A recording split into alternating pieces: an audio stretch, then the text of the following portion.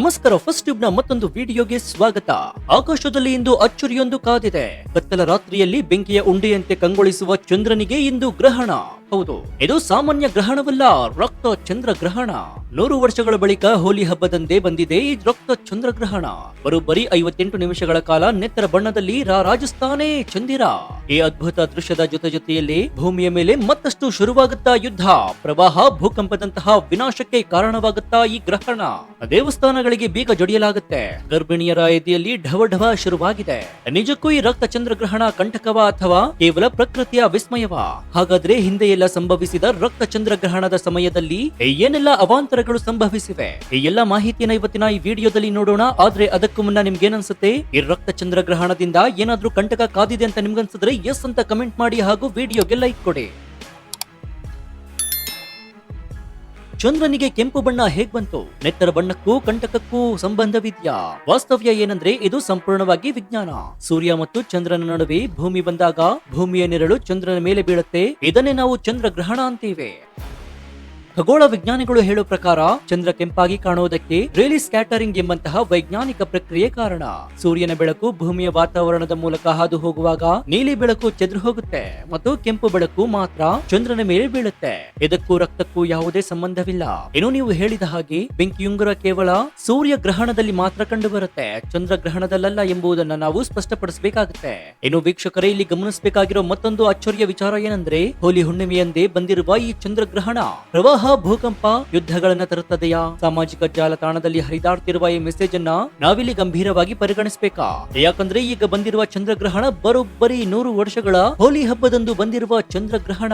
ವೀಕ್ಷಕರೇ, ಮನುಷ್ಯನಿಗೆ ಹಿಂದಿನಿಂದಲೂ ಆಕಾಶದ ವಿದ್ಯಮಾನಗಳ ಬಗ್ಗೆ ಭಯವಿತ್ತು. ಗ್ರಹಣದ ದಿನವೇ ಯಾವುದಾದ್ರೂ ಯುದ್ಧ ಶುರುವಾದ್ರೆ ಅಥವಾ ಭೂಕಂಪವಾದ್ರೆ ಅದಕ್ಕೆ ಗ್ರಹಣವೇ ಕಾರಣ ಅಂತ ಹಣೆಪಟ್ಟಿಯನ್ನ ಕಟ್ಟಲಾಗ್ತಾ ಇತ್ತು. ಈ ಬಗ್ಗೆ ತಜ್ಞರು ಏನ್ ಹೇಳ್ತಾರೆ ಅಂದ್ರೆ, ಭೂಕಂಪಕ್ಕೂ ಗ್ರಹಣಕ್ಕೂ ಯಾವುದೇ ಸಂಬಂಧವಿಲ್ಲ. ಭೂಮಿಯ ಒಳಗಿನ ಟೆಕ್ಟೋನಿಕ್ ಪ್ಲೇಟ್ಗಳ ಚಲನೆಯಿಂದ ಭೂಕಂಪವಾಗುತ್ತೆ. ಚಂದ್ರನ ಗುರುತ್ವಾಕರ್ಷಣೆಯಿಂದ ಸಮುದ್ರದಲ್ಲಿ ಉಬ್ಬರವಿಳಿತ ಸ್ವಲ್ಪ ಹೆಚ್ಚಾಗಬಹುದೇ ಹೊರತು ಸುನಾಮಿ ಅಥವಾ ಪ್ರವಾಹ ಬರೋದಿಲ್ಲ. ಯುದ್ಧಗಳು ಮನುಷ್ಯರ ದುರಾಸೆ ಮತ್ತು ರಾಜಕೀಯ ನಿರ್ಧಾರಗಳಿಂದಲೇ ಆಗುತ್ತದೆಯೇ ಹೊರತು ಆಕಾಶದ ಚಂದ್ರನಿಂದಲ್ಲ.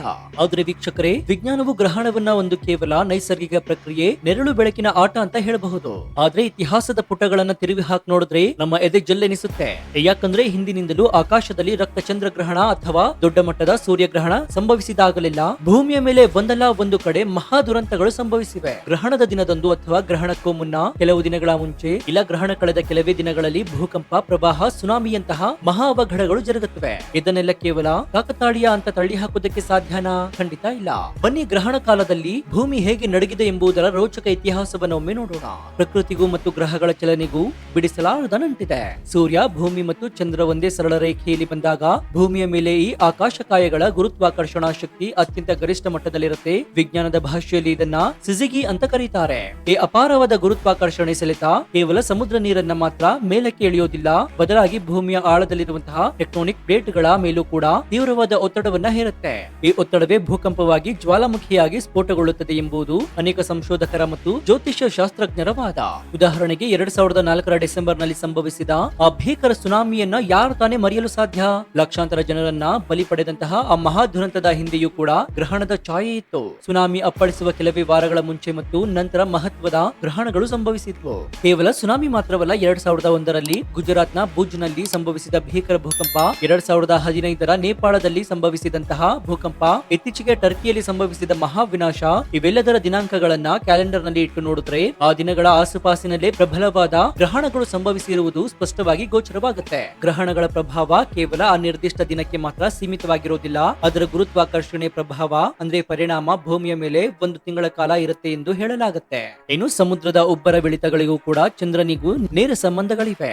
ರಕ್ತ ಚಂದ್ರಗ್ರಹಣದಂತಹ ಸಂದರ್ಭದಲ್ಲಿ ಸಮುದ್ರದ ಅಲೆಗಳು ಸಾಮಾನ್ಯಕ್ಕಿಂತ ಹಲವು ಪಟ್ಟು ಎತ್ತರಕ್ಕೆ ಜಿಗಿಯುತ್ತವೆ. ಕರಾವಳಿ ತೀರಗಳಲ್ಲಿ ಹವಾಮಾನ ವೈಪರೀತ್ಯಗಳು ಸೃಷ್ಟಿಯಾಗುತ್ತವೆ. ದಿಢೀರ್ ಪ್ರವಾಹಗಳು, ಭೀಕರ ಚಂಡಮಾರುತಗಳು ಭೂಮಿಗೆ ಅಪ್ಪಳಿಸಿದ ಎಷ್ಟೋ ಉದಾಹರಣೆಗಳು ನಮ್ಮ ಕಣ್ಮುಂದಿವೆ. ಪ್ರಾಚೀನ ಕಾಲದ ಮುನಿಗಳು, ಋಷಿಗಳು ತಮ್ಮ ದಿವ್ಯ ದೃಷ್ಟಿಯಿಂದ ಇವುಗಳನ್ನ ಮೊದಲೇ ಅರಿತಾ ಇದ್ರು. ಅದಕ್ಕಾಗಿ ಅವರು ಗ್ರಹಣ ಕಾಲದಲ್ಲಿ ಎಚ್ಚರಿಕೆಯಿಂದ ಇರಲು, ಜಪ ತಪಗಳಲ್ಲಿ ತೊಡಗಲು ಮಾಡಲು ಸೂಚಿಸ್ತಾ ಇದ್ರು. ಗ್ರಹಣದ ಕೆಂಪು ಬಣ್ಣವು ಕೇವಲ ಬೆಳಕಿನ ಚದುರುವಿಕೆಯಲ್ಲ, ಅದು ಮುಂಬರುವ ಪ್ರಕೃತಿಯ ಮುನಿಸಿನ ಕೆಂಪು ಎಚ್ಚರಿಕೆಯೆಂದೇ ಪ್ರಾಚೀನ ಗ್ರಂಥಗಳು ಉಲ್ಲೇಖಿಸಿವೆ. ಇನ್ನು ವೀಕ್ಷಕರೇ, 100 ವರ್ಷಗಳ ಬಳಿಕ ಅದು ಹೋಲಿ ಹುಣ್ಣಿಮೆಯ ಬಣ್ಣದ ಹಬ್ಬದಂದೇ ಬಂದಿರುವ ಈ ರಕ್ತಚಂದ್ರ ಗ್ರಹಣದ ಹಿಂದೆ ಇಷ್ಟೆಲ್ಲಾ ಇತಿಹಾಸವಿದೆ.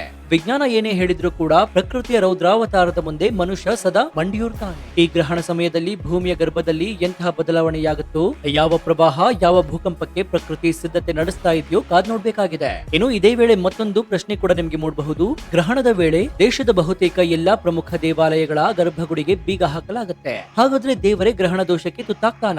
ಭಾರತೀಯ ಆಗಮಶಾಸ್ತ್ರ ಮತ್ತು ಜ್ಯೋತಿಷ್ಯದ ಪ್ರಕಾರ ಗ್ರಹಣವನ್ನ ಅಶುಭ ಕಾಲ ಅಂತ ಪರಿಗಣಿಸಲಾಗುತ್ತೆ. ಈ ಸಮಯದಲ್ಲಿ ವಾತಾವರಣದಲ್ಲಿ ನಕಾರಾತ್ಮಕ ಶಕ್ತಿ ಇರುತ್ತದೆ ಅಂತ ನಂಬಲಾಗುತ್ತೆ. ಹಾಗಾಗಿ ದೇವರ ವಿಗ್ರಹಗಳಿಗೆ ಸ್ಪರ್ಶವಾಗದಿರಲಿ ಅಂತ ಬಾಗಿಲನ್ನು ಮುಚ್ಚಲಾಗುತ್ತೆ. ಇದೊಂದು ಪ್ರಾಚೀನ ಸಂಪ್ರದಾಯ. ಹಿಂದೆ ವಿದ್ಯುತ್ ದೀಪಗಳಿರಲಿಲ್ಲ. ಗ್ರಹಣ ಕತ್ತಲಲ್ಲಿ ಕ್ರಿಮಿಕೀಟಗಳು ಹೊರಬರ್ತಾ ಇದ್ವು. ಜೊತೆಗೆ ಸೂರ್ಯನ ಚಂದ್ರನ ಬೆಳಕಿಲ್ಲದಾಗ ವಾತಾವರಣದಲ್ಲಿ ಬ್ಯಾಕ್ಟೀರಿಯಾಗಳು ಹೆಚ್ಚಾಗುತ್ತವೆ ಎಂಬ ನಂಬಿಕೆ ಇತ್ತು. ಹಾಗಾಗಿ ಆಹಾರ ಸೇವನೆ, ಪೂಜೆ ಎಲ್ಲವನ್ನು ಕೂಡ ನಿಲ್ಲಿಸುವ ಪದ್ಧತಿ ಜಾರಿಗೆ ಬಂತು. ವಿಜ್ಞಾನದ ದೃಷ್ಟಿಯಿಂದ ಇದು ಕೇವಲ ನೆರಳಿನಾಟ. ಇನ್ನು ಗ್ರಹಣ ಸಮಯದಲ್ಲಿ ಗರ್ಭಿಣಿಯರು ಹೊರಗೆ ಬರಬಾರದು, ಚಾಕು ಕತ್ತರಿ ಮುಟ್ಟಬಾರದು. ಹಾಗೇನಾದ್ರೂ ಮಾಡಿದ್ರೆ ಹುಟ್ಟುವ ಮಕ್ಕಳಿಗೆ ಅಂಗವಿಕಲತೆ ಬರುತ್ತೆ ಎಂಬುದು ಶತಮಾನಗಳಿಂದ ಬೇರೂರಿರುವ ಭಯ. ಆದ್ರೆ ಸ್ತ್ರೀ ರೋಗ ತಜ್ಞರು, ವೈದ್ಯರು ಏನ್ ಹೇಳ್ತಾರೆ ಗೊತ್ತಾ? ನಾನು ಎಲ್ಲ ಗರ್ಭಿಣಿಯರಿಗೂ ಸ್ಪಷ್ಟವಾಗಿ ಹೇಳೋದೇನೆಂದ್ರೆ, ದಯವಿಟ್ಟು ಭಯ ಪಡಬೇಡಿ. ಚಂದ್ರಗ್ರಹಣದ ಸಮಯದಲ್ಲಿ ಯಾವುದೇ ರೀತಿಯ ಹಾನಿಕಾರಕ ವಿಕಿರಣಗಳು ಭೂಮಿಗೆ ಬರೋದಿಲ್ಲ. ಚಾಕು ಬಳಸಿದ್ರೆ ಮಗುವಿನ ತುಟಿ ಸೀಳುತ್ತದೆ ಎಂಬುದು ಸಂಪೂರ್ಣ ಮೂಢನಂಬಿಕೆ. ನೀವು ಆರಾಮಾಗಿರಬಹುದು, ಊಟ ಮಾಡಬಹುದು, ನಿದ್ದೆಯನ್ನ ಮಾಡಬಹುದು. ಇನ್ನು ವೀಕ್ಷಕರೇ, ರಕ್ತಚಂದ್ರಗ್ರಹಣ ಎಂಬುದು ಪ್ರಕೃತಿ ನಮಗೆ ನೀಡಿರುವ ಒಂದು ಅದ್ಭುತ ದೃಶ್ಯ ಕಾವ್ಯ. 58 ನಿಮಿಷಗಳ ಕಾಲ ಆಕಾಶದಲ್ಲಿ ನಡೆಯುವ ಈ ಬೆಳಕು ಮತ್ತು ನೆರಳಿನ ಕಣ್ಣ ಮುಚ್ಚಾಲೆ ಆನಂದಿಸಬೇಕಾದ ವಿಷಯವೇ ಹೊರತು ಆತಂಕ ಪಡುವುದಂತಲ್ಲ. 100 ವರ್ಷಗಳ ಬಳಿಕ ಹೋಲಿ ಹಬ್ಬದಂದೇ ಬಂದಿರುವ ಈ ಹುಣ್ಣಿಮೆ ನಮ್ಮಲ್ಲಿರುವಂತಹ ಮೂಢನಂಬಿಕೆಯನ್ನು ಸುಟ್ಟು ಹಾಕಲಿ. ವಿಜ್ಞಾನ ಬೆಳಕು ನಮ್ಮೆಲ್ಲ ಮನಸ್ಸಿನಲ್ಲಿ ಬೆಳಗಲಿ. ಆಕಾಶದ ಈ ಕೌತುಕವನ್ನ ಸುರಕ್ಷಿತವಾಗಿ ಕಣ್ತುಂಬಿಕೊಳ್ಳಿ. ನೆನಪಿರಲಿ, ಚಂದ್ರ ಯಾರಿಗೂ ಕೂಡ ಕಂಟಕ ತರೋದಿಲ್ಲ. ಅವನು ಸೌಂದರ್ಯದ ಸಂಕೇತ. ಈಗಾಗಲೇ ಈ ಗ್ರಹಣ ಬರೋದಕ್ಕೂ ಮುನ್ನವೇ ಇರಾನ್ ಇಸ್ರೇಲ್ ನಡುವೆ ಭಾರಿ ಯುದ್ಧ ನಡೀತಾ ಇದೆ. ಅದರಲ್ಲೂ ಮುಖ್ಯವಾಗಿ ಇರಾನ್ನ ಸರ್ವೋಚ್ಚ ನಾಯಕ ಅಯತುಲ್ಲಾ ಅಲಿ ಖಮೇನಿ ಅವರನ್ನ ಇಸ್ರೇಲ್ ಮತ್ತು ಅಮೆರಿಕ ಜಂಟಿಯಾಗಿ ಕಾರ್ಯಾಚರಣೆಯನ್ನ ನಡೆಸಿ ಅವರನ್ನ ಕೊಂದಿದ್ದಾರೆ. ಇದೀಗ ಯುದ್ಧ ಕಾರ್ಮೋಡ ಮತ್ತಷ್ಟು ಹೆಚ್ಚಾಗಲಿದ್ದು 3ನೇ ಮಹಾಯುದ್ಧಕ್ಕೆ ಕಾರಣವಾಗುತ್ತಾ ಅಂತ ಕೂಡ ಕಾದ್ ನೋಡ್ಬೇಕಾಗತ್ತೆ. ಯಾಕಂದ್ರೆ ಈ ಬಾರಿಯ ರಕ್ತಚಂದ್ರ ಗ್ರಹಣ 100 ವರ್ಷಗಳ ನಂತರ, ಅದು ಕೂಡ ಹೋಲಿ ಹುಣ್ಣಿಮೆಯಂದೇ ಬಂದಿದೆ. ಇದೇ ವೇಳೆ ಮಧ್ಯಪ್ರಾಚ್ಯದಲ್ಲಿ ಯುದ್ಧ ಕಾರ್ಮೋಡ ಕವಿದಿದೆ. ಈ ಯುದ್ಧ ಎಲ್ಲಿಗೆ ಹೋಗಿ ನಿಲ್ಲುತ್ತೋ ಕಾದ್ ನೋಡ್ಬೇಕಾಗಿದೆ. ಅಲ್ಲದೆ ಇದರ ಬೆಂಕಿ ಭಾರತದ ಕಡೆಯೂ ನುಗ್ಗಿ ಬರುತ್ತಾ? ಮಧ್ಯಪ್ರಾಚ್ಯ ಸಂಪೂರ್ಣವಾಗಿ ಸರ್ವನಾಶವಾಗುತ್ತಾ? ಕೋಡಿ ಮಠದ ಶ್ರೀಗಳು ನುಡಿದಿದ್ದ ಭವಿಷ್ಯ ಕೂಡ ನಿಜವಾಗುತ್ತಾ? ಈ ಎಲ್ಲದಕ್ಕೂ ಕಾಲವೇ ಉತ್ತರಿಸಬೇಕಾಗುತ್ತೆ. ಸೊ ಈ ಬಗ್ಗೆ ನಿಮ್ಮ ಅಭಿಪ್ರಾಯ ಏನು ಅಂತ ಕಮೆಂಟ್ ಮಾಡಿ, ಹಾಗೂ ವಿಡಿಯೋಗೆ ಲೈಕ್ ಕೊಡಿ. ಜೊತೆಗೆ ನೀವಿನ್ನೂ ನಮ್ಮ ಚಾನೆಲ್ ಅನ್ನು ಸಬ್ಸ್ಕ್ರೈಬ್ ಮಾಡ್ಕೊಂಡಿಲ್ಲ ಅಂದ್ರೆ ಈ ಕೂಡಲೇ ಸಬ್ಸ್ಕ್ರೈಬ್ ಮಾಡ್ಕೊಂಡು ಪಕ್ಕದಲ್ಲಿರುವಂತಹ ಬೆಲ್ ಐಕಾನ್ ಅನ್ನು ಪ್ರೆಸ್ ಮಾಡಿ. ಇದರಿಂದ ನಾವು ಹಾಕುವ ಹೊಸ ವಿಡಿಯೋಗಳ ನೋಟಿಫಿಕೇಶನ್ ಮೊದಲು ನಿಮಗೆ ಸಿಗುತ್ತೆ. ಇನ್ನು ನಮ್ಮ ಚಾನೆಲ್ ನಲ್ಲಿ ಇಂತಹ ಅನೇಕ ಕುತೂಹಲಕಾರಿ ವಿಡಿಯೋಗಳು ಇವೆ, ಅವುಗಳನ್ನು ನೋಡಿ ಪ್ರೋತ್ಸಾಹಿಸಿ. ಇದಾಗಿತ್ತು ಈ ಕ್ಷಣದ ವಿಶೇಷ. ನೋಡ್ತಾ ಇರಿ ಫಸ್ಟ್ ಟ್ಯೂಬ್ ಕನ್ನಡ. ಧನ್ಯವಾದ.